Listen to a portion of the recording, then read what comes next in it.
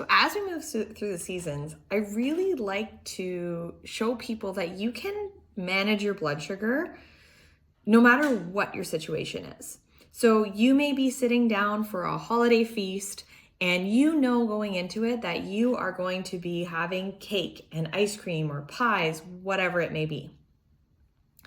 But what really is important is that you know how to plate your food or when to eat these sugary foods in order to reduce an insulin spike or manage your blood sugar on a regular basis.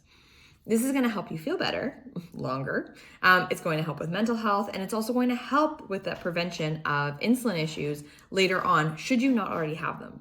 So I just also want to say before I get into this little, tips and tricks spiel, is that if you're already pre-diabetic or diabetic, we may need to take a different approach to managing your blood sugar than just these simple tips and tricks.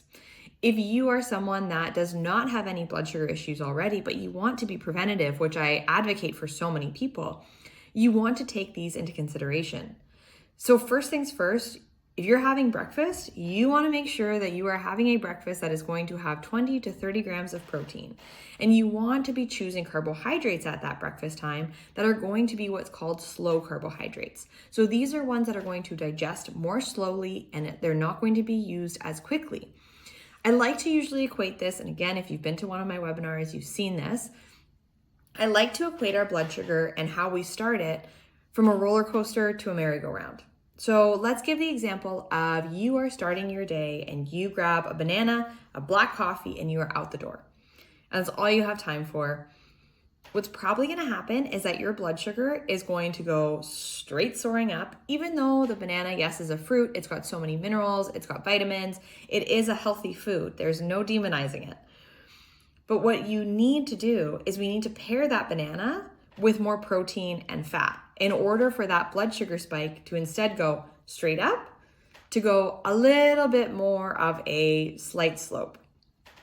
Because once it goes up, our insulin also needs to help it do the same. So then we're dropping back down.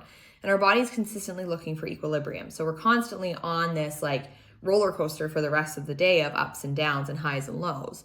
And this is why oftentimes I'll have people come in and be like, I don't understand why I'm craving sugar in the middle of the afternoon. It's likely because that blood sugar is dropped really low and you're looking for something to spike that back up to find that body balance again. Versus if we start our day with, let's say, 3 eggs and some spinach and let's say a quarter of an avocado and maybe some berries on the side, or maybe we do that on a bed of spaghetti squash.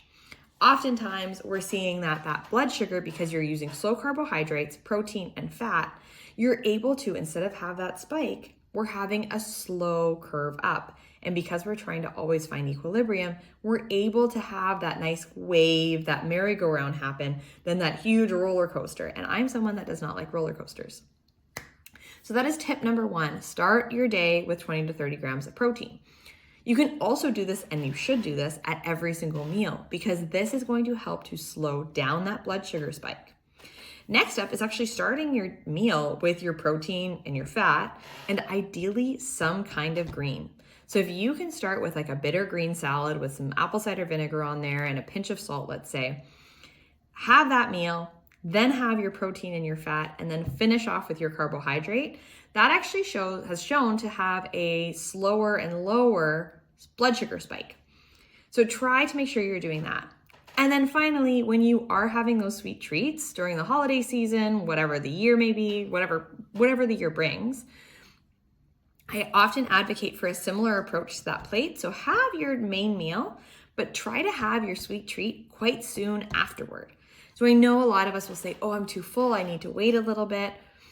Then that waiting game allows us time to digest the food, have it break down and get pulled into our body and utilized. Then the 45 minutes, hour later, we're then basically putting a lot of sugar back into our body with that piece of pie, that cake, those chocolates, whatever that may be.